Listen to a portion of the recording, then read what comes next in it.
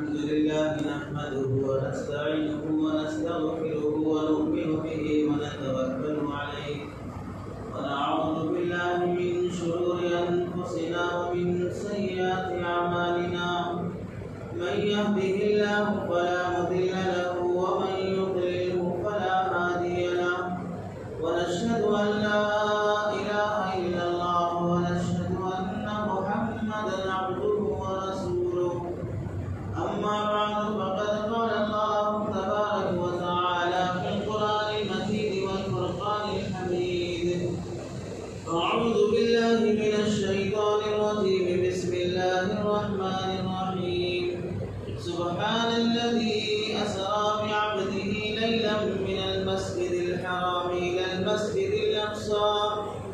المسجد الأقصى الذي باركنا حوله لنريه من آياتنا إنه هو السميع البصير صدق الله العظيم. وقال النبي صلى الله عليه وسلم الصلاة عماد الدين فمن أقامها أقام الدين ومن هدمها فقد هدم الدين أو كما قال النبي صلى الله عليه وسلم.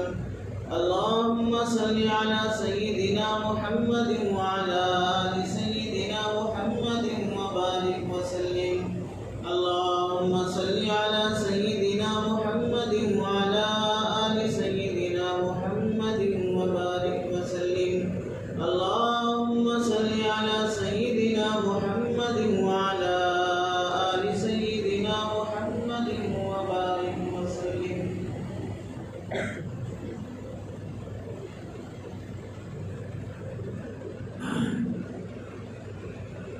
میرے محترم عزیزوں، بزرگوں اور دوستوں،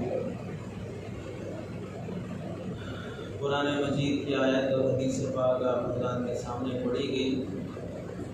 قرآن مجید کی آیت کا تعلق معراج کے واقعے سے متعلق ہے اور حدیث پاک جو پڑھی گئی ہے وہ نماز سے متعلق ہے. اور آپ اور ہم سب لوگ جو جمع ہوئے ہیں اسی نسبت سے جمع ہوئے کہ آج شب معراج ہے. ہم مسلمانوں میں 3 راتیں بہت مشہور ہیں. ایک رات شب معراج ہے، دوسری شب برات ہے، تیسری شب قدر ہے. شب معراج یہ رجب میں آتی ہے اور شب برات یہ شعبان میں اور شب قدر رمضان میں. اور اس رات کی فضیلت سے متعلق بھی اور اس مہینے کی فضیلت، اس مہینے کے میں روزوں کی فضیلت، نمازوں کی فضیلت سے متعلق بھی بہت ساری باتیں لوگوں میں مشہور ہیں جو جمعہ میں کسی موقع سے آپ حضرات کے سامنے تقریباً بیان کر دی گئی کہ رجب کے مہینے کو اللہ تعالیٰ نے 4 محترم مہینوں میں سے شمار فرمایا ہے. بس اس کا یہ احترام ہے. اس کی احترام کی وجہ سے اگر کوئی آدمی نمازیں پڑھتا ہے، روزے رکھتا ہے، تو اس احترام کی وجہ سے دوسرے مہینوں میں نماز پڑھنے، روزے رکھنے کے بمقابل اس مہینے کے نمازیں اور روزوں کا درجہ 1 مانا کر بڑھ جائے گا، چونکہ محترم مہینوں میں یہ نماز اور عبادت ادا کر رہا ہے. بس اتنی فضیلت ہے اس مہینے کی.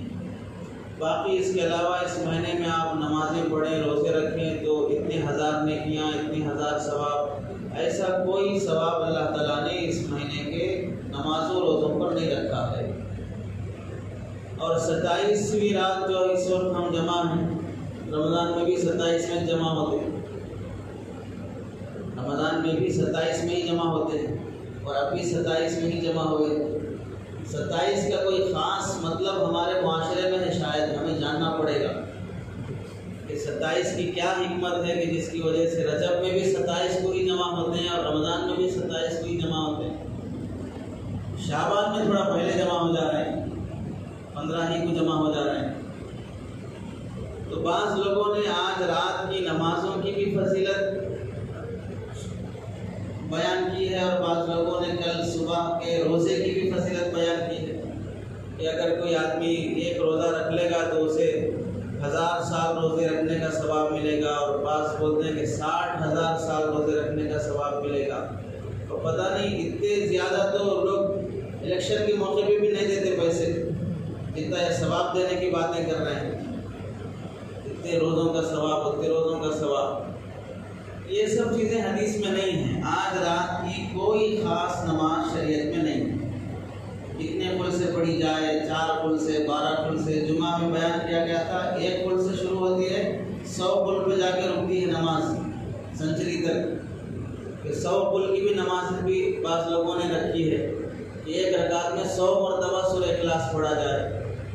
ایسا کسی حدیث میں کوئی فضیلت کے ساتھ اس طرح کی کوئی نماز نہیں ہے، بلکہ اس طرح کی نمازیں پڑھنا بدعت ہے، گناہ ہے۔ بعض لوگ مستقل شب معراج کی نماز جماعت کے ساتھ پڑھاتے ہیں کہ آج اللہ کے نبی صلی اللہ علیہ وسلم معراج پہ گئے تھے، اس واسطے اس کی فضیلت ہے 2 رکعت 4 رکعت مستقل نفل نماز جماعت کے ساتھ پڑھی جاتی ہے۔ بالکل غلط چیز ہے، اس سے کوئی ثواب نہیں ملے گا، بلکہ نفل نماز کا ایک نئی نماز شریعت میں گھڑنے کا گناہ ہوگا، ایک نئی نماز شریعت میں گھڑنے کا گناہ ہوگا۔ شریعت میں 5 نمازیں فرض ہیں، 1 نماز واجب ہے، باقی اس کے ساتھ اللہ تعالیٰ نے سنتیں رکھی ہیں۔ شب معراج کی مستقل کوئی نماز نہیں ہے، اور شب معراج کا واقعہ آپ حضرات ہر سال سنتے ہیں۔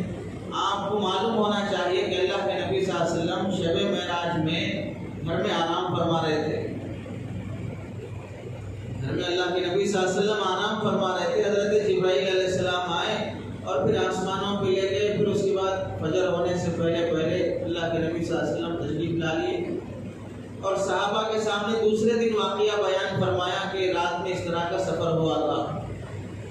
باقی اس کے بعد اللہ کے نبی صلی اللہ علیہ وسلم تقریباً 10 سال تک باحیات رہے۔ اس کے بعد اللہ کے نبی صلی اللہ علیہ وسلم 10 سال باحیات رہے اور صحابہ 100 سال تک باحیات رہے۔ اللہ کے نبی صلی اللہ علیہ وسلم کے دنیا سے پردہ فرمانے، یا ایک حدیث ہے مسلم شریف کی جس میں اللہ کے نبی نے فرمایا کہ اب 100 سال کے بعد زمین پر وہ شخص نہیں رہے گا جس نے مجھے دیکھا ہوگا۔ تو سارے صحابہ 100 سال تک باحیات رہے۔ نہ اللہ کے نبی صلی اللہ علیہ وسلم نے اپنی زندگی کے 10 سال میں اور نہ صحابہ نے اپنی حیات کے نبی کے وفات پردہ فرمانے کے 100 سال میں کبھی بھی شب معراج سے متعلق کوئی نماز نہیں پڑھی کہ خاص طور سے اس رات کوئی فضیلت والی نماز ہو۔ اور پھر دوسرے دن اٹھ کر صحابہ میں سے اللہ کے نبی صلی اللہ علیہ وسلم نے کہ مجھے اس رات معراج ملی ہے اور جنت و جہنم کی سیر کا موقع ملا ہے، اس لیے میں کل کے دن کا شکریہ کے طور پر روزہ رکھ لیتا ہوں کہ ایسا سفر کسی نبی کو نہیں ہوا۔ اس طور پر بھی اللہ کے نبی نے کوئی روزہ نہیں رکھا۔ ہاں، اگر کسی بندے کا اتوار جمعرات کا روزہ رکھنے کا اہتمام ہے، یا مہینے کے آخری دنوں کے روزے کا اہتمام ہے، مہینے کے شروع دنوں کے روزے کا اہتمام ہے، اس میں 27ویں رات بھی اور 27واں روزہ بھی مل کے آ رہا ہے، تو وہ پیر اور جمعرات کے روزے کے حساب سے رکھ رہا ہے، کل کا دن جمعرات کا ہے۔ اور کسی کا معمول ہے ہر جمعرات کو روزہ رکھنے کا، اس نیت سے رکھ رہا ہے تو وہ اس کے معمول کے روزے کا ثواب اسے ملے گا، باقی رجب کے روزے کا کوئی خاص اسے ثواب نہیں ملے گا، اس واسطے کہ رجب کا کوئی خاص روزہ نہیں ہے۔ ہمیں جو اللہ کے نبی صلی اللہ علیہ وسلم نے جن فرائض کا اہتمام کرنے کا حکم فرمایا ہے اس میں زیادہ توجہ دینا چاہیے۔ نفل نمازیں فرائض کی تکمیل کے لیے ہوتی ہیں، وہ نفل جو حدیث اور قرآن سے ثابت ہیں، اور جو نوافل خواہ نمازیں ہوں خواہ وہ روزے ہوں، قرآن حدیث سے جب ثابت نہیں ہے تو اس کی وجہ سے فرض میں کوئی زیادہ اللہ کی طرف سے تعاون یا اس کی طرف سے کوئی اضافہ نہیں ہوگا۔ الغرض ہمیں اس رات کی حیثیت پہلے جان لینی چاہیے کہ آج جو ہم شب قدر کے طور پہ جمع ہوتے ہیں، آج رات میں کوئی خاص نماز بھی نہیں ہے، اور آج رات میں اور کل صبح کے بعد کوئی خاص روزہ بھی نہیں ہے، سوائے اس کے کہ اگر کوئی آدمی رجب کا محترم مہینہ سمجھ کر نمازیں اور عبادت کر لیتا ہے تو اللہ تعالیٰ اس کا ثواب اسے دوسرے مہینوں کے مقابلے میں تھوڑا بڑھا کر دیں گے۔ اور جو کچھ بھی نمازیں اور روزے رجب سے متعلق بیان کیے جاتے ہیں وہ ساری کی ساری موضوع من گھڑت ہے، اس کی کوئی حیثیت نہیں ہے۔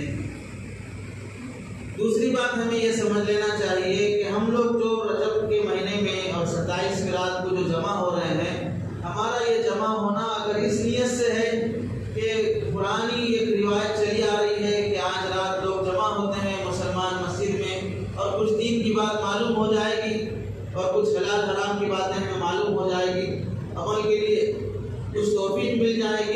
اور ہمیں آگے شعبان اور رمضان میں کیسے رہنا چاہیے اس متعلق ایک کثیر مجمع جمع ہو جاتا ہے تو ان کے سامنے کچھ ضروری باتیں آ جائیں گی، اس نیت سے جمع ہو جاتے ہیں تو بعض علماء نے اسے درست قرار دیا ہے۔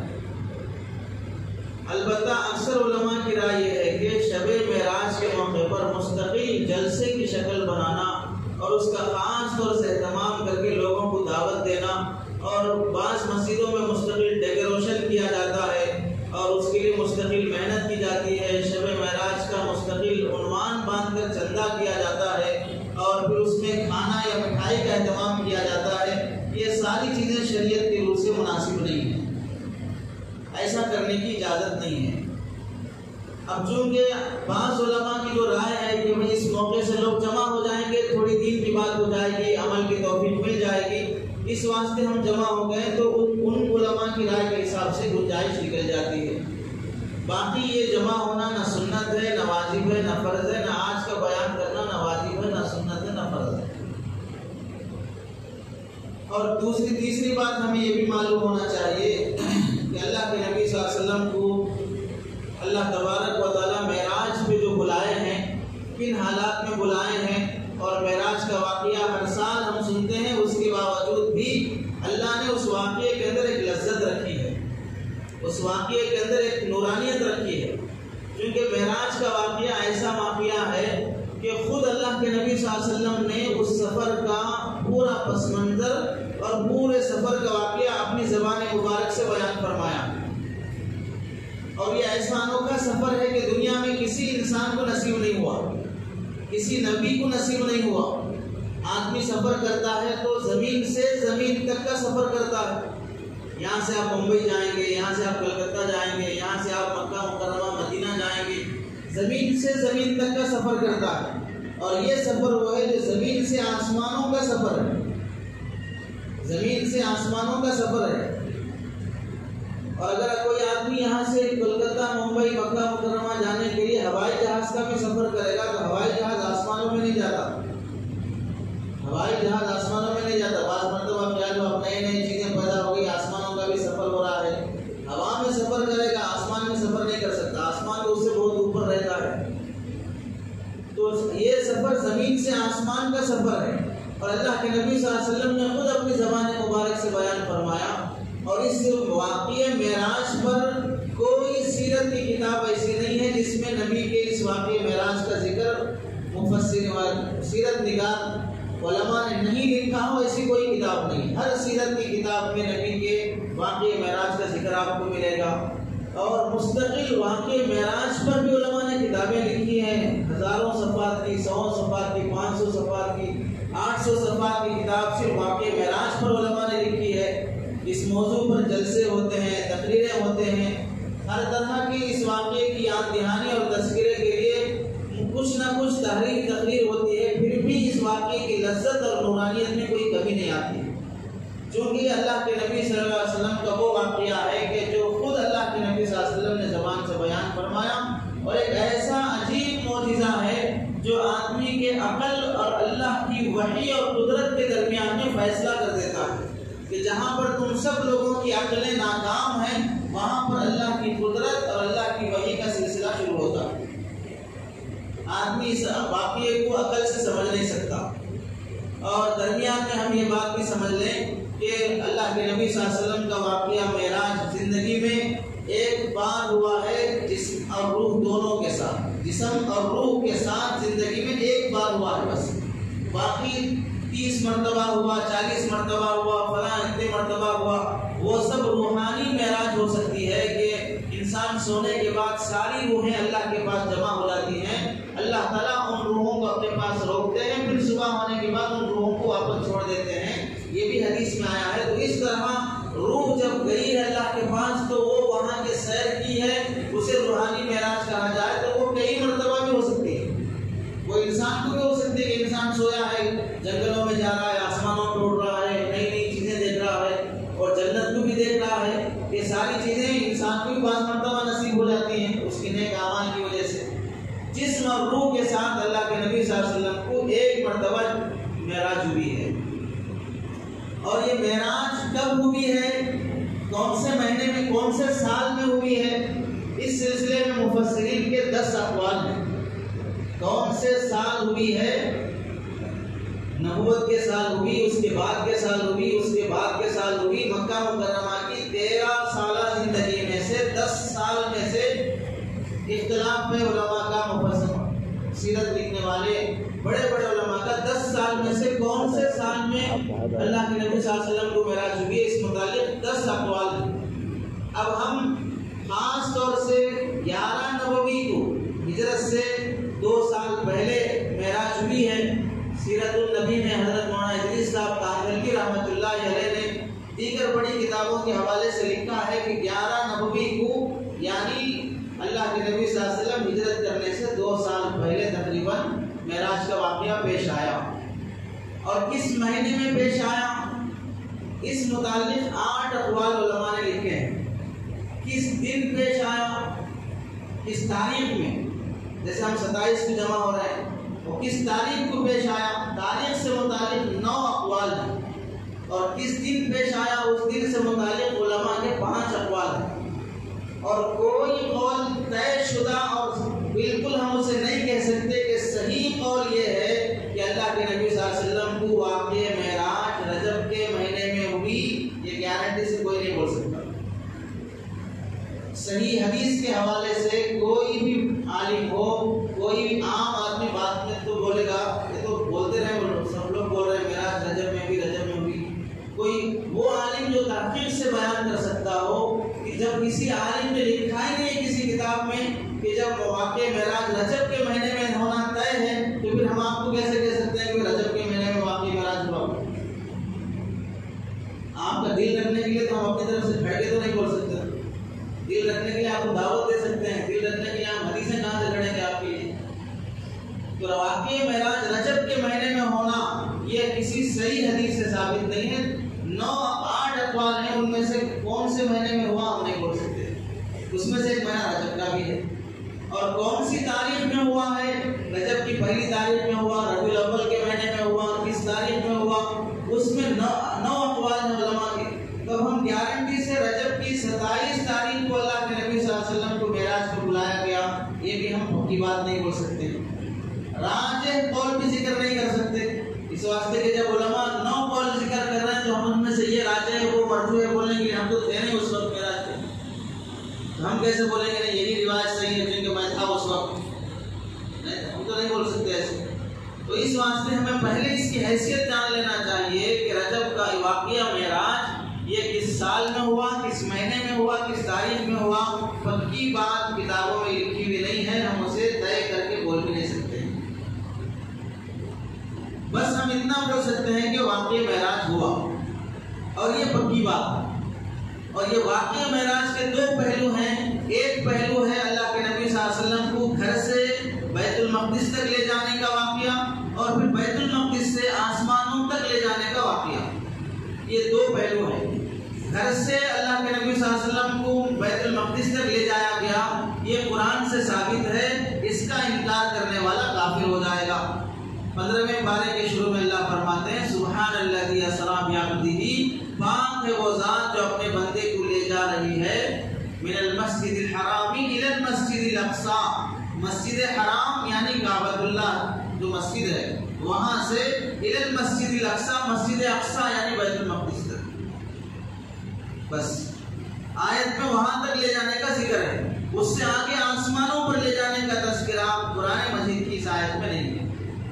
صحیح حدیثوں میں، بخاری کی صحیح حدیث میں، بخاری کی پہلی جلد میں اللہ کے نبی صلی اللہ علیہ وسلم نے جو واقعہ بیان فرمایا پورا واقعہ ذکر ہے۔ صحیح اور مستند حدیثوں میں اللہ کے نبی صلی اللہ علیہ وسلم کو بیت المقدس سے آسمانوں تک لے جایا گیا، وہ حدیثوں سے ثابت ہے۔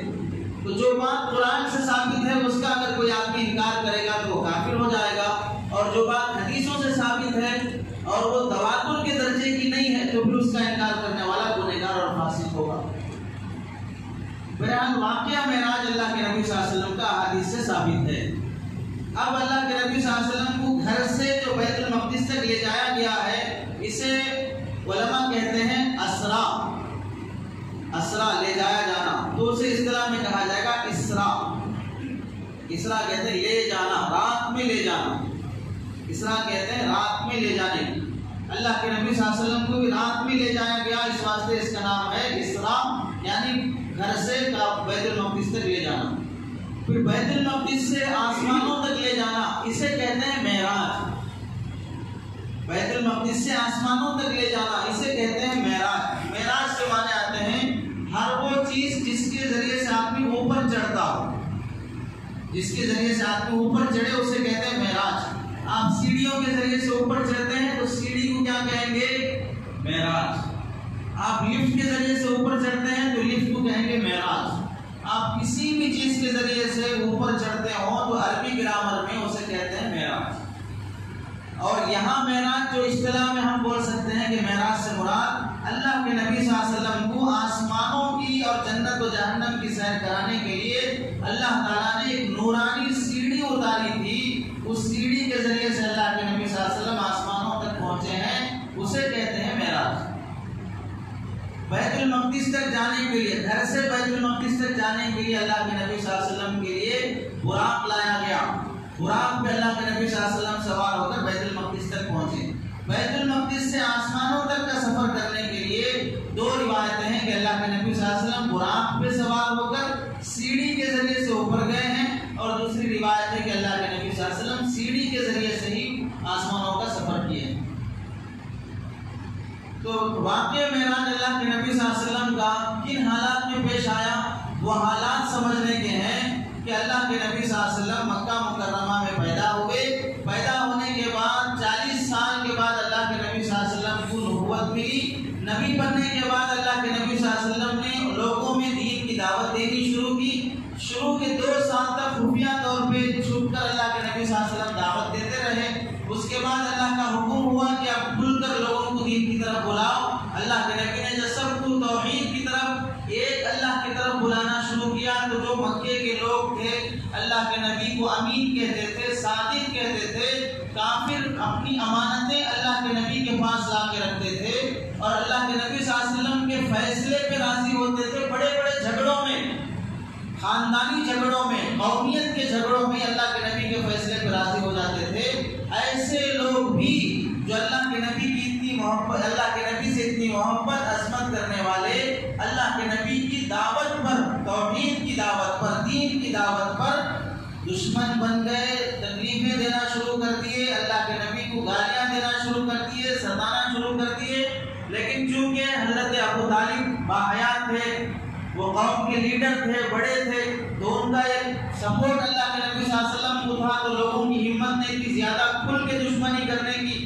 تو انہوں نے اجتماعی طور پہ یہ فیصلہ کیا کہ محمد اور محمد صلی اللہ علیہ وسلم کے ماننے والے جتنے بھی لوگ ہیں ان سب کا ہم بائیکاٹ کر دیں گے. اور بائیکاٹ کا طریقہ کیا تھا کہ مکے کی بازو ہی، کعبۃ اللہ کے متصل ہی تھوڑے فاصلے پر ایک چھوٹی سی پہاڑی ہے، ہلز بولتے ہیں، چھوٹی سی پہاڑی ہے. وہ پہاڑی پر اللہ کے نبی صلی اللہ علیہ وسلم کو بھیج دیا گیا کہ آپ گاؤں میں نہیں رہ سکتے، آپ کے ماننے والے گاؤں میں نہیں رہ سکتے، آپ کے ساتھ کوئی بزنس نہیں کر سکتا، کوئی چیز خریدنا بیچنا لینا دینا ہو تو کوئی آپ کے ساتھ نہیں کرے گا، اور کوئی شادی بیاہ کا مسئلہ ہو تو وہ بھی کرنے کی اجازت نہیں ہے، کھانا کھانے کے لیے کچھ تعاون کرنا ہو تو اس کی بھی اجازت نہیں ہے. ایسا سب مکے کے سرداروں نے مل کر اللہ کے نبی کا اور اللہ کے نبی کے ماننے والوں کا بائیکاٹ کیا. اور یہ بائیکاٹ 3 سال تک رہا، جسے شعب ابی طالب کہا جاتا ہے. اللہ کے نبی صلی اللہ علیہ وسلم کے ساتھ آپ کے چچا ابو طالب کافر ہونے کے باوجود بھی 3 سال تک اس گھاٹی میں رہے. حضرت خدیجہ رضی اللہ تعالیٰ عنہا بھی ساتھ رہی. معصوم بچے جو دودھ پیتے بچے تھے وہ بھی ساتھ رہے. صحابہ فرماتے ہیں کہ ایسا موقع آیا کہ کھانے کو کچھ کھانا نہیں ہوتا تھا، درخت کے پتے کھاتے تھے، جس کی وجہ سے ہماری غلاظت بکری اور اونٹ جیسے مینگیاں کرتی ہے ویسے ہماری غلاظت ہو جاتی تھی. ماؤں کے سینے میں دودھ نہیں ہونے کی وجہ سے بچے بلکتے اور ترستے تھے، اور بچوں کی بلکنے کو دیکھ کر مائیں یہ تمنا کرتی تھی کہ کہیں بچے کی موت نہ جائے. تو وہ یہ تمنا کرتی تھی کہ اللہ بچے کی موت سے مجھے موت دے دے، کہ میری آنکھوں کے سامنے میرا بچہ تڑپتا ہوا نہ مرے. ایسے مشکل حالات 3 سال تک اللہ کے نبی صلی اللہ علیہ وسلم کو، 1 دن 2 دن نہیں، 3 سال تک کوئی کھانے کا نظم نہیں، کوئی تعلقات نہیں، اور بائیکاٹ کرنے والے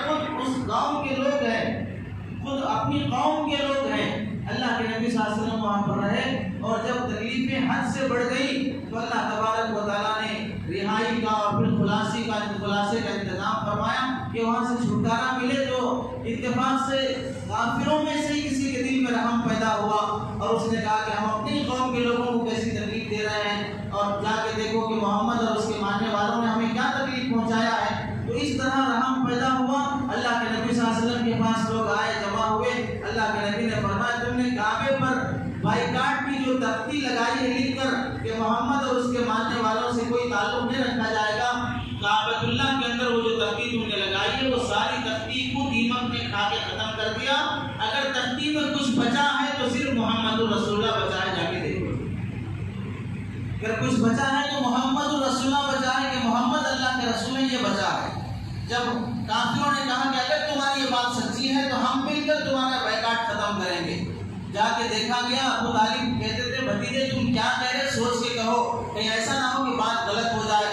تو اللہ کے نبی صلی اللہ علیہ وسلم نے فرمایا کہ میری بات صحیح ہے، جا کے دیکھ لو۔ جب دیکھا گیا تختی پر جو جو لکھا گیا تھا سب کو دیمک نے کھا کے ختم کر دیا، صرف محمد رسول اللہ بچا ہوا، کلمہ بچا ہوا تھا، لا الہ الا اللہ محمد رسول اللہ۔ تب کافروں کو یقین ہوا اور بائیکاٹ ختم کیا گیا۔ بائیکاٹ ختم کر کے ابھی 2-4 مہینے بھی نہیں گزرے تھے کہ ابو طالب جو اللہ کے نبی صلی اللہ علیہ وسلم کو اتنا ساتھ دینے والے تھے، ان کا دنیا سے انتقال ہو گیا۔ مشکل حالات میں ساتھ دینے والے جب دنیا سے چلے جاتے ہیں تو آدمی کو تکلیف ہوتی ہے۔ انسانی رابطہ، انسانی رشتہ ہے، اور اس زمانے کی انسانیت تو آج سے لاکھوں درجے بڑھی ہوئی تھی۔ آج اپنا قریب بھی مر جاتا ہے تو آدمی کو اتنا زیادہ غم نہیں ہوتا، خوشی میں شریک ہونے کا سلیقہ نہیں ہے، غم میں شریک ہونے کا بھی سلیقہ نہیں ہے۔ تو اس زمانے میں اللہ کے نبی صلی اللہ علیہ وسلم کو بہت تکلیف ہوئی چچا کے انتقال ہونے پر، اور تھوڑے دن گزرے تھے کہ حضرت خدیجہ رضی اللہ تعالیٰ عنہ جنہوں نے اپنا سارا مال اللہ کے نبی صلی اللہ علیہ وسلم کے لیے لگا دیا، مکے کی مالدار خاتون پورا مال نبی کے لیے لٹا دیا، اور جو نبی پر ایمان لاتے تھے انہیں تکلیف دینے والے، تو حضرت خدیجہ پہلے ایمان لانے والی، ان کو کتنا تکلیف دیا گیا ہوگا، ان کو کتنے تانے سننا پڑا ہوگا، لیکن پورے زمانے سے نفرت مول لی اور اللہ کے نبی صلی اللہ علیہ وسلم کا ساتھ دیتی رہی۔ یہاں تک ساتھ دی کہ اللہ کے نبی صلی اللہ علیہ وسلم پہلی وحی نازل ہونے پر بے چین بے قرار ہو کر جب آئے گھر میں، اور حضرت خدیجہ سے فرمایا، بخاری کی دوسری حدیث ہے، حضرت خدیجہ سے فرمانے لگے کہ خدیجہ مجھے اپنی جان کے بارے میں ڈر لگ رہا ہے کہ میں انتقال نہ ہو جاؤں۔ تو حضرت خدیجہ اس موقع پر عورت ہوتے ہوئے اتنی ہمت کی بات کرنے لگی، یا رسول اللہ آپ اپنی جان کے بارے میں مت ڈریے، آپ یتیموں کی مدد کرتے ہیں، صلہ رحمی کرتے ہیں، مسافروں کا خیال کرتے ہیں، اور جو لوگ کمزور اور مجبور ہیں ان کو آپ اپنی محنت سے کما کر کھلاتے ہیں۔ ایسے اچھے کام کرنے والے کو اللہ اچانک موت دے دے، ایسا نہیں ہو سکتا۔ تسلی دینے لگے حضرت خدیجہ رضی اللہ تعالیٰ۔ مشکل موقع پر بیوی ایسی تسلی دینے والی ہو، حالات جب پیچیدہ ہوں تو اپنے شوہر کو بحیثیت شوہر تسلی دینا، بھئی کمائی نہیں ہے، سیلری ویسی نہیں ہے، خرچے زیادہ ہو گئے، مصیبتیں آ گئے، تو ایسے موقع پر طلاق کا مطالبہ، خلا کا مطالبہ کرنے کے بجائے شوہر کا ساتھ دینے والی عورت وہ خدیجہ کی سنت زندہ کرنے والی ہوتی ہے۔ حضرت خدیجہ رضی اللہ تعالیٰ عنہ اللہ کے نبی صلی اللہ علیہ وسلم کی چہیتی بیوی، اللہ کے نبی کی جتنی اولاد ہیں ان میں سے سوائے حضرت ابراہیم رضی اللہ تعالیٰ عنہ کے سب اولاد حضرت خدیجہ سے ہوئی، 4 بیٹیاں حضرت خدیجہ سے، 2 بیٹے حضرت خدیجہ سے، تو ساری اولاد حضرت خدیجہ سے ہوئی تھی۔ تو ان کا بھی انتقال ہو گیا۔ اللہ کے نبی صلی اللہ علیہ وسلم کو اتنا غم ہوا، اتنا غم ہوا کہ مفسر کے سیرت لکھنے والے علماء لکھتے ہیں کہ اس سال کا نام ہی رکھ دیا گیا تھا عام الحزن، غم کا سال، ماتم کا سال، غم کا سال، کہ اللہ کے نبی صلی اللہ علیہ وسلم کے 2 قریبی، ایک چچا اور ایک چہیتی بیوی کا ایک ہی سال میں تھوڑے ہی فاصلے سے انتقال ہو گیا، جس کی وجہ سے اللہ کے نبی کو بہت دکھ ہوا، اور اللہ کے نبی صلی اللہ علیہ وسلم پر یہ غم ہے۔ اور ادھر سے پھر کافروں کو موقع مل گیا کہ اب سپورٹ ابو طالب کا تھا جو لیڈر تھے قوم کے، اب ان کا سپورٹ ختم ہو گیا، تو اللہ کے نبی کے گلے میں چادر ڈال کے کھینچنا، اللہ کے نبی کعبے میں نماز پڑھ رہے ہیں تو اونٹ کی اوجڑی لا کے رکھنا، یہ جو واقعات ہوئے ہیں یہ ابو طالب کی وفات کے اور واقعہ معراج کے ہونے سے درمیان میں یہ واقعات پیش آئے۔ ابو طالب جب تک باحیات تھے تب تک چادر ڈال کے کھینچنے کی اور اونٹ کی اوجڑی رکھنے کی اور راستے میں کانٹے بچھانے کی اس طرح کی کوئی واقعات نہیں پیش آئے، اس طرح کی چیزیں پیش نہیں آئی۔ سیرت حلبیہ میں اس کی نشاندہی کی گئی ہے کہ یہ واقعات اس موقع پہ پیش آئے۔ اب ادھر سے انتقال ہونے کی بات، ادھر کا غم، ادھر دشمنوں کی پریشانی کی، یہ لوگ تنگ کرنا شروع کر دیے، کھل کر نفرت کرنا، تکلیف پہنچانا شروع کر دیے، تو اللہ کے نبی صلی اللہ علیہ وسلم اپنے گاؤں والوں سے مایوس نا امید ایک طرح کی انسانی اور بشری طور پر کہ ان کو ہم کنٹرول بعد میں کریں گے، اس سے پہلے آس پاس کے لوگوں کو اگر ہم دین کی دعوت دے دیں، وہ ہمارا ساتھ دینے کے لیے تیار ہو جائیں، تو پھر ہم اپنے گاؤں میں بھی محنت کر سکتے ہیں۔ اس ارادے سے اللہ کے نبی صلی اللہ علیہ وسلم طائف کا سفر فرمایا۔ اور یاد رکھو طائف کا سفر 110 کلومیٹر پیدل اللہ کے نبی صلی اللہ علیہ وسلم تشریف لے گئے، کوئی سواری نہیں، ساتھ میں غلام ہے حضرت زید، ان کو اللہ کے نبی صلی اللہ علیہ وسلم ساتھ لے کر 110 کلومیٹر کا سفر پیدل چلنا کوئی معمولی بات ہے؟ آدمی 110 کلومیٹر پیدل، اس زمانے میں پہاڑیوں سے گزرنا، اب تو سڑکیں بنی ہوئی ہیں، آدمی آرام سے پیدل بھی چل سکتا ہے، لیکن اس زمانے میں 110 کلومیٹر کا سفر کرنا کتنے دل گردے کی بات ہوگی۔ اور وہاں اللہ کے نبی، اسی واسطے جب طائف والوں نے پتھر مارے تو اللہ کے نبی صلی اللہ علیہ وسلم اگر سواری پر ہوتے تو فوراً سواری پر سوار ہو کے بھاگ جاتے، نکل جاتے اپنی جان بچانے کے لیے، لیکن پیدل ہی چلتے رہے، چونکہ پیدل ہی آئے تھے، اس واسطے پیدل ہی چلتے رہے۔ تو اس طائف کے جو لونڈے تھے اور آوارہ قسم کے عیاش قسم کے لوگ تھے، انہوں نے پتھر برسانے شروع کیے تو زخمی ہو گئے پیر، اور پیروں سے خون نکلنے لگا، بے ہوشی طاری ہو گئی، اور اللہ کے نبی صلی اللہ علیہ وسلم نے جو وہ انگور کے باغیچے میں جا کے وہاں پر پناہ لی اور وہاں پر تھوڑی دیر کے لیے لیٹ گئے، تو وہ انگور کا جو باغیچہ تھا وہ مکے والوں کا تھا، اور مکے کے جو عتبہ شیبہ جو بڑے بڑے دشمن تھے ان کا وہ باغیچہ تھا، اور اسے پتا چلا کہ بھئی ہمارے مکے سے محمد جو جسے ہم پریشان کرتے ہیں وہ یہاں پر کام کے لیے آیا ہے، اور یہاں کے لوگوں نے اسے اتنا مارا کہ جتنا ہم بھی نہیں مارے ہیں، ہم اسے اتنا تکلیف نہیں دیے ہیں، تو اسے بھی رحم آیا اور اس نے انگور توڑے اپنے باغیچے کے اور تھالی میں سجایا، اور پھر اپنے نوکر سے بلا کے کہا کہ لے جا کے محمد کو دے دو، دشمنی نفرت اپنی جگہ پر لیکن تمہاری حالت بہت کمزور ہے، یہ کھا لے۔ دشمن کو بھی رحم آ گیا طائف والوں کے سلوک پر۔ اللہ کے نبی صلی اللہ علیہ وسلم نے وہاں پر جب انگور سامنے آئے تو بسم اللہ پڑھ کے کھانے شروع کیا۔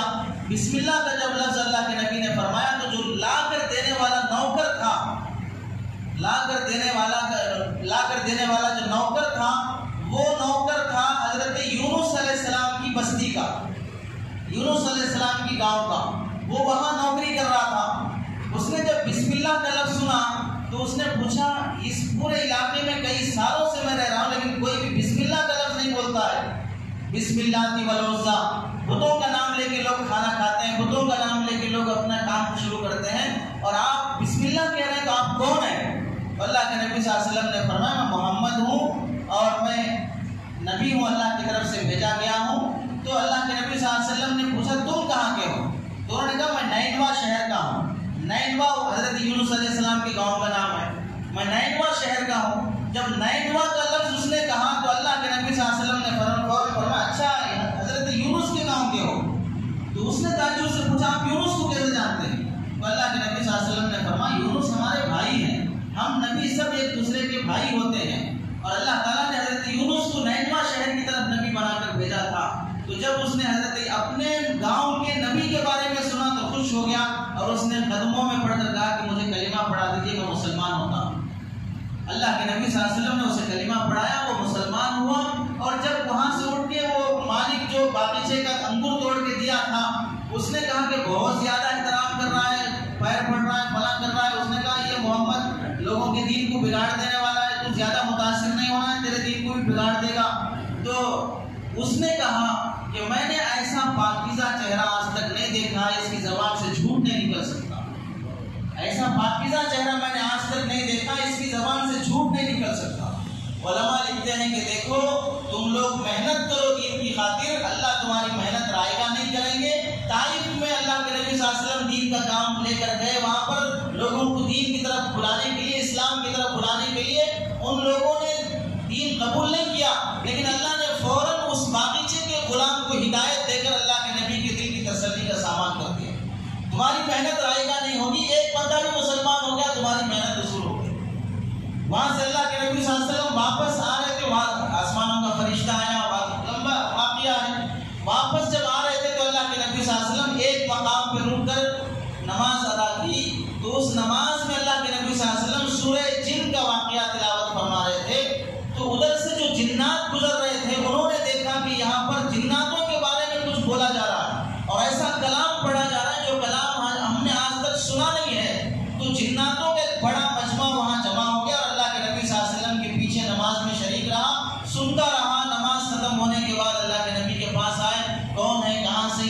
باتیں ہوئی، اللہ کے نبی نے اپنا تعارف فرمایا، وہ لوگ مسلمان ہوئے جنات، اور پھر اپنی قوم میں جا کر کئی لوگوں کو، کئی جناتوں کو لائے اور وہ اسلام قبول کیے۔ اللہ تبارک و تعالیٰ محنت کرنے والے کی محنت کو رائگاں نہیں فرماتے ہیں۔ انسان اللہ کے نبی کے ہاتھ پر ایمان نہ لائے، لیکن اللہ نے جناتوں کی ہدایت کا فیصلہ فرمایا۔ اب اس وقت ادھر بیوی کا انتقال، چچا کا انتقال، اپنے گاؤں والے تکلیف دینا، اور پھر ادھر طائف میں امید لے کے آئے تھے تو ادھر پتھروں سے مار پڑنا، یہ سارے حالات میں آدمی کتنا نچڑ جاتا ہے، کتنا اپنے آپ کو کمزور محسوس کرنے لگتا ہے۔ اللہ کے نبی صلی اللہ علیہ وسلم نے اس عالم میں دعا فرمائی تھی، اے اللہ آپ مجھے کس کے حوالے کر رہے ہیں، آپ مجھے کس کے حوالے کر رہے ہیں؟ دشمن کے حوالے کر رہے ہیں کہ وہ مجھے آزمائے؟ آپ اگر راضی ہیں تو آپ مجھے جس کے بھی حوالے کر دیں، میں اس پہ راضی ہوں۔ اگر آپ مجھ سے ناراض ہیں تو پھر آپ اس وقت تک راضی کرنا ضروری ہے جب تک آپ راضی نہیں ہو جاتے ہیں۔ اللہ کے نبی نے اس عالم میں جو دعا فرمائی، اللہ کو قبول اس قدر آئی کہ اللہ تعالیٰ نے مدد کے لیے فرشتے بھیج دیے، اور فوراً اس کے 2-4 دن کے بعد یا 2-4 مہینے کے بعد اللہ تبارک و تعالیٰ نے آرام فرما رہے تھے، حضرت جبرائیل کو بھیج کے معراج میں بلا لیا۔ معراج پہ بلا کر اللہ تبارک و تعالیٰ نے یہ غم کے جتنے واقعات پیش آئے تھے، ان سارے واقعات کے اللہ کے نبی صلی اللہ علیہ وسلم کو گویا کہ تسلی دی گئی کہ میرے نبی محمد تمہارے ساتھ ایسے حالات آ رہے ہیں کہ تم غم کرنے کی بات نہیں ہے، لوگ تمہیں نہیں پہچان رہے، ہم کو معلوم ہے کہ تمہارا کیا مقام ہے۔ آج ہم تمہیں وہاں لے جا رہے ہیں جہاں پر آج تک کسی نبی کو لے جانا نصیب نہیں ہوا، یعنی کسی نبی کو وہاں تک آنا نصیب نہیں ہوا۔ ایسی معراج کسی نبی کو نہیں کی گئی ہے، وہ اللہ تبارک و تعالیٰ اپنے نبی کو عطا فرما کر پورے دکھ اور درد کے واقعات پر اللہ تبارک و تعالیٰ گویا کہ ان سب کو مندمل اور اس زخم کا مرہم کے طور پہ بنا دیے۔ اس میں علماء اشارہ فرماتے ہیں کہ دیکھو مکے میں نبی پاک صلی اللہ علیہ وسلم پر کیسے حالات پیش آئے، چاروں طرف سے دشمن ہیں، ایسی دشمنی کے موقع پر اللہ تعالیٰ نے معراج عطا فرمائی، اور معراج کے بعد اللہ نے 1.5 سال کے بعد ہجرت کا حکم فرمایا، اور ہجرت کے 8 سال کے اندر اللہ تعالیٰ نے اسی مکے کو فتح کر کے اللہ کے نبی کے حوالے کر دیا۔ اسی مکے کو جہاں پر اللہ کے نبی کو ستایا گیا تھا، 8 سال کے اندر پھر مکہ حوالے کر دیا۔ اللہ کے نبی صلی اللہ علیہ وسلم مکہ فتح کر کے مکے میں فاتح بن کے داخل ہو رہے ہیں، جہاں سے رات کے اندھیرے میں چھپ کے نکلے تھے، اب وہاں دن کے اجالے میں فاتح بن کے داخل ہو رہے ہیں۔ تو اللہ تبارک و تعالیٰ مصیبت اور پریشانی کے حالات میں بندے کو بھولتے نہیں ہیں۔ جب آزمائشیں اپنی انتہا کو پہنچتی ہیں تو وہ اس بات کی علامت ہوتی ہیں کہ اب راستے کھل رہے ہیں، اب منزل قریب ہے، اب ہمارے لیے تنگیاں ختم ہونے والی ہیں۔ رات کا اندھیرا جب تیز ہو جاتا ہے تو علامت ہوتی ہے کہ اب صبح روشن ہونے والی ہے۔ اب اس اندھیرے کو دیکھ کر کوئی آدمی گارنٹی سے کہہ سکتا ہے کہ دن نکلے گا، بھئی اتنا اندھیرا ہے تو اس اندھیرے میں تم کہاں سورج دکھاؤ، کہاں پر ہے سورج؟ کوئی دکھا سکتا ہے سورج کہاں پر ہے؟ یہ رات کا اندھیرا جس میں سورج نظر نہیں آتا، اس بات کی علامت نہیں ہے کہ دن نہیں نکلے گا۔ جب رات ڈھلتی جائے گی، اندھیرا آتا جائے گا، تو اندھیرے کو کبھی نہ کبھی ختم ہونا ہے، دن کا اجالا روشن ہونا ہے۔ ایسے ہی جب مصیبتیں، پریشانیاں، حالات جب زیادہ ہو جاتی ہیں تو پھر یہ علامت ہوتی ہے کہ اللہ کی طرف سے کچھ نہ کچھ مدد کے فیصلے ہونے والے ہیں۔ گرمی جب سخت ہوتی ہے تو لوگ امید کرتے ہیں بارش برسے گی، گرمی جب سخت ہوتی ہے تو لوگ امید کرتے ہیں بارش برسے گی۔ گرمی کی سختی جب ہوتی ہے تو اللہ تعالیٰ بارش اتار دیتے ہیں۔ ایسے جب حالات مسلمانوں کے لیے تنگ ہوتے ہیں تو اللہ تعالیٰ مدد کے فیصلے اتار دیتے ہیں۔ جیسے مکہ میں اس وقت اللہ کے نبی اور صحابہ کے لیے زمین تنگ کر دی گئی تھی، آج اس زمانے میں بھی مسلمانوں کے لیے، چاہے اس ملک میں ہو یا کسی ملک میں ہو، حالات جہاں پر بھی مسلمانوں کے لیے تنگ ہوتے جا رہے ہیں، ان حالات کی تنگی سے مسلمان کو مایوس نہیں ہونا چاہیے، بلکہ واقعی معراج کا پہلا سبق یہ ہے کہ حالات جب تمہارے خلاف ہو تو تم امیدیں اور بڑھا دو اللہ سے کہ اللہ تعالیٰ مدد کرنے والے ہیں، اللہ تعالیٰ راستے کھولنے والے ہیں۔ کہ جب ہر طریقے سے مسلمانوں کو تنگ کیا جا رہا ہے، مسلمانوں سے ان کا بنیادی حق چھینا جا رہا ہے، مسلمانوں کو ٹارچر کیا جا رہا ہے، موب لنچنگ کی جا رہی ہے، ہر طرح کے مختلف پریشانیاں ان پر آ رہی ہیں، تو سمجھ لو کہ اب اللہ تبارک و تعالیٰ سے کی طرف سے کوئی نہ کوئی مدد آنے والی ہے۔ یہ نا امیدی کے حالات نہیں ہیں، یہ امید کے حالات ہیں۔ اپنے ایمان کو اور مضبوط کرنے کے، اللہ سے اور تعلق جوڑنے کے اور اس کے حکموں پر 100% چلنے کے حالات ہیں کہ اب کچھ تھوڑی سی فرما برداری مسلمان کے اندر آ جائے گی تو اللہ تبارک و تعالیٰ مسلمان کے لیے ایک معراج کا راستہ کھول دیں گے، ایک فراخی کا راستہ کھول دیں گے، مصیبت سے چھٹکارے کا راستہ اللہ نکال دیتے ہیں۔ یہ معراج کا پہلا سبق ہے جو ہمیں سیکھنا چاہیے۔ اللہ کے نبی صلی اللہ علیہ وسلم کو معراج کا حکم کے لیے حضرت جبرائیل علیہ السلام کو بھیجا گیا۔ حضرت جبرائیل کے آنے سے 1 منٹ پہلے تک بھی اللہ کے نبی کو اس بات کا علم نہیں تھا کہ مجھے معراج پہ لے جایا جائے گا۔ اللہ کے نبی آرام فرما رہے ہیں اور حضرت جبرائیل آ کر لے جانے کے لیے اٹھا رہے ہیں۔ اگر اللہ کے نبی کو پہلے سے پتا ہوتا کہ مجھے آج آسمانوں پہ جانا ہے تو اللہ کے نبی جا کے گھر میں سو جائیں گے،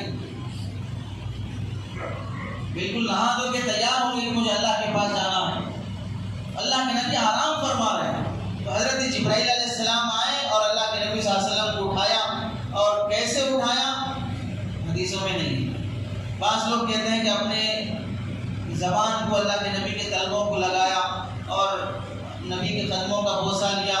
اب وہ جو لوگ بولتے ہیں آپ ان سے پوچھیں کہ کہاں سے بولتے ہیں، ہم نہیں بولتے ہیں تو ہم سے نہیں پوچھنا کہ بھائی یہ حدیث میں ہے کیا، جب ہم نہیں بولتے ہیں تو ہم سے کیوں پوچھیں۔ بہت سارے مسئلے ایسے رہتے ہیں کہ ہم فلاں صاحب نہیں بولتے لیکن ان سے جا کے پوچھتے ایسا ہے کیا، اور جو بولتا ہے ان سے نہیں پوچھتے۔ بعض باتیں ہم بولتے ہیں اور وہ ہضم نہیں ہوتی ہیں تو ہم سے پوچھنے کے بجائے ادھر ادھر سے جا کے پوچھتے ہیں، پاکستان سے بنگلہ دیش سے ادھر جا کے پوچھتے ہیں کہ بھائی فلاں خطیب صاحب ایسا بولے کیا ہے، کہ وہ خطیب صاحب تو ابھی زندہ ہیں، آپ ان سے جا کے پوچھ لیجیے۔ اگر دنیا سے چلے گئے تو بات کی بات ہے کہ آپ بات میں دوسرے علماء سے رجوع کیجیے۔ جب تک بولنے والا باحیات ہے اس کی بات کا کیا مطلب ہے، وہ کیا بولنا چاہ رہا ہے، اس سے پوچھا جائے گا تو سمجھ میں آئے گا۔ سنے یہاں پر مطلب وہاں جا کے پوچھ رہے ہیں، جو سنا نہیں ہے تو کہاں سے سمجھ میں آئے گی بات؟ تو یہ خود ناسمجھی کی علامت ہے کہ آپ اتنے ناسمجھ ہیں کہ جس سے سنے ہیں اس سے آپ اپنا مسئلہ حل نہیں کر رہے ہیں۔ یہ ناسمجھی کی علامت ہے کہ وہ جہاں سے سنے وہاں سے حل کرانا چاہیے۔ ڈاکٹر جب گولیاں لکھ کے دیتا ہے تو کیا کرتا ہے، یہ کب کھانا ہے تب وہ بھی بول دیتا ہے، لکھ دینے کے بعد جاؤ سامنے وہاں بھکاری بیٹھا اس سے جا کے پوچھ لو، آپ کو بتا دے گا کب کھانا ہے۔ ایسا کوئی ڈاکٹر نہیں بولے گا۔ جب وہ لکھتا ہے گولیاں تو ساتھ میں وہی بولتا ہے کہ بھائی یہ گولیاں فلاں فلاں وقت میں کھانا ہے۔ تو صحیح طریقہ یہ ہے کہ وہ جو لکھا ہے وہی بتائے کب کھانا، کتنا کھانا۔ اب لکھا ایک ہے علاج اور جا کے وہ معلوم کر رہے ہیں کھانا کس سے، دوسرے آدمی سے، ظاہر سی بات ہے آدمی کو پریشانی ہوگی۔ اور اللہ کے نبی صلی اللہ علیہ وسلم کو معراج پہ جب لے جانے کا وقت آیا، حضرت جبرائیل آئے چھت پھاڑ کر، دروازہ کھول کے نہیں آئے، چھت پھاڑ کے آئے۔ چھت پھاڑ کر آنے میں حکمت یہ تھی کہ سفر چونکہ اوپر کی طرف تھا، سفر نیچے کی طرف نہیں تھا، اوپر کی طرف اشارہ کرنا تھا، تو حضرت جبرائیل اوپر کی طرف سے آئے۔ باقی ہم کو بھی کبھی فلیٹ سے سفر کرنا ہو تو دوسرے گھر میں چھت پھاڑ کے نہیں جانا۔ آپ کو مکہ جانا ہے، حج پہ عمرے پہ جانا ہے، دروازے سے نہیں آنا، اوپر سے آنا ہے۔ وہ حضرت جبرائیل تھے، ان کے لیے کوئی قاعدہ قانون نہیں ہے، وہ اپنی مرضی سے اللہ کے حکم کے تابع رہتے، جب چاہے جہاں چاہے آ سکتے ہیں۔ ہم لوگ اپنے حساب سے معاشرت کے تابع ہیں۔ وَأْتُوا الْبُيُوتَ مِنْ أَبْوَابِهَا، گھر میں دروازے سے داخل ہونا، کھڑکی توڑ کے نہیں آنا، تاکہ دروازے سے داخل ہوئے تو پھر جانے کی سہولت رہتی ہے۔ اگر ادھر ادھر سے آئے تو پھر جانا پریشان ہو، جانے کے لیے پریشانی ہو جائے گی۔ حضرت جبرائیل آئے تھے، وہ فرشتے تھے، ان کے لیے کوئی قانون نہیں ہوتا ہے، وہ اللہ کے حکم کے تابع۔ اللہ نے ویسے ہی حکم فرمایا ہوگا کہ چھت سے جاؤ، تو چھت سے آئے تھے اور پھر اللہ کے نبی صلی اللہ علیہ وسلم کو چھت سے ہی لے گئے تھے۔ یہ بھی یاد رکھ لیں، اس واسطے کہ اللہ کے نبی صلی اللہ علیہ وسلم کو دروازے سے نہیں لے گئے تھے۔ ہم لوگ یہ بھی مشہور کر کے رکھتے ہیں کہ واقعی معراج کتنی دیر میں ہوا، اتنی دیر میں ہوا کہ دروازے سے نکل رہے تھے تو وہ جھالر جو ہل رہا تھا واپس آنے تک بھی ہل رہا تھا۔ دروازے سے گئے اس نے تو پھر جھالر ہلنے کی بات کیا ہے؟ پھر اوپر سے گئے تھے، دروازے سے گئے اس نے تو جھالر ہلنے کی بات کہاں سے آئی؟ اور وضو جہاں پر کیے تھے وہ پانی ایسے ہی بھیگا ہوا تھا، تو وہاں گھر میں وضو کرے اس نہیں، وہاں حرم میں جا کے کیے ہیں۔ یہ ساری باتیں تھوڑا مرچ مسالہ لگا کے تھوڑا اور جوش پیدا کرنے کے لیے سب مسالے لگائے سب۔ یہ حدیث میں نہیں ہے کہ دروازے سے گئے تھے اور جھالر ہل رہا تھا، فلاں تھا۔ حضرت جبرائیل علیہ السلام چھت سے آئے اور چھت سے اللہ کے نبی صلی اللہ علیہ وسلم کو لے گئے اور حرم میں حتیم میں لے جانے کے بعد وہاں اللہ کے نبی کو بیدار کرایا گیا، سینہ چاک کر کر کے اللہ کے نبی کا سینہ دھویا گیا، آسمان سے سونے کا تش لایا گیا، اور زمزم کے پانی سے اللہ تبارک و تعالیٰ نے نبی کا دل صاف فرمایا۔ اور یہ دنیا کا پہلا آپریشن ہے، اوپن ہارٹ سرجری، دنیا کا پہلا آپریشن، جس میں کوئی نشے کا انجیکشن نہیں اور کسی آدمی کی جان کا خطرہ نہیں ہے، اور سب سے بڑا سرجن حضرت جبرائیل ہے۔ سب سے بڑا سرجن جو ہے وہ حضرت جبرائیل ہے، جو بڑے سلیقے سے اللہ کے نبی صلی اللہ علیہ وسلم کا سینہ چاک فرمایا، دل باہر نکالے اور دل کے اندر کالا نقطہ تھا اسے نکال کے پھینکے اور دل کو زمزم کے پانی سے دھوئے، اور پھر اس کے بعد اندر فٹ کر دیا اور ہاتھ پھیرا تو دل پورا صاف ہو گیا، سینہ بالکل اللہ کے نبی صلی اللہ علیہ وسلم کا جیسے پہلے تھا ویسے ہوا، کوئی درد محسوس نہیں ہوا، کوئی تکلیف محسوس نہیں ہوئی۔ اس میں اللہ تبارک و تعالیٰ نے اشارہ فرمایا کہ اب تمہیں اللہ کے پاس حاضری دینے کے لیے آنا ہے، جہاں جا رہے ہو اللہ کے پاس، اور جس مخلوق کے پاس فرشتوں کے ماحول میں جانا ہے، اللہ کے دربار میں حاضری ہے، اللہ کی ذات پاک ہے، فرشتوں کا ماحول پاک ہے، وہاں تم آ رہے ہو تو اپنے دل کو پاک کر کے آؤ۔ اس میں امت کو اشارہ دیا گیا کہ اپنے دل کو پاک کر کے آؤ۔ اب یہ امت کہاں پر آتی ہے؟ 5 ٹائم اسے نماز کے لیے بلایا جاتا ہے، تو ہم جیسے وضو کر کے آتے ہیں، اس کے ساتھ ساتھ جب ہم اللہ کے گھر میں فرشتوں کے ماحول میں آ رہے ہیں تو ہماری ذمہ داری ہے کہ اپنے مسلمان بھائیوں کی طرف سے دل کو پاک کر کے آئیں۔ کہ ہمارے نبی ہمارے آقا جب اللہ کے دربار میں حاضری دینے کے لیے گئے تو دل کو پاک کر کے گئے تھے، تو ہم ان کے امتی ہیں، ہماری ذمہ داری بنتی ہے کہ ہم جب مسجد آتے ہوں تو اپنے دل کو پاک کر کے آئیں۔ کسی متعلق، کسی انسان اور کسی مسلمان سے متعلق ہمارے دل میں کوئی کھوٹ نہ ہو۔ سونے کا تش استعمال کیا گیا، زمزم کے پانی سے دل کو دھویا گیا، اور بات کئی بار آ چکی ہے کہ سونا استعمال کرنا مردوں کے لیے حرام ہے۔ اللہ کے نبی صلی اللہ علیہ وسلم کے سینے کو پاک کرنے کے لیے سونے کا تش استعمال کیا گیا ہے۔ وہ استعمال کرنے والے حضرت جبرائیل علیہ السلام تھے۔ جبرائیل علیہ السلام سونا بھی استعمال کر سکتے ہیں، چاندی بھی استعمال کر سکتے ہیں، ہم لوگ استعمال نہیں کر سکتے۔ تو سونا استعمال کرنا مسلمانوں کے لیے حرام ہے، فرشتوں کے لیے حرام نہیں ہے۔ تو اللہ کے نبی کے سینے کو دھونے کے لیے سونے کا جو تشت استعمال کیے وہ نبی استعمال نہیں کیے، جبرائیل استعمال کیے ہیں۔ اور اگر حضرت جبرائیل نبی کے لیے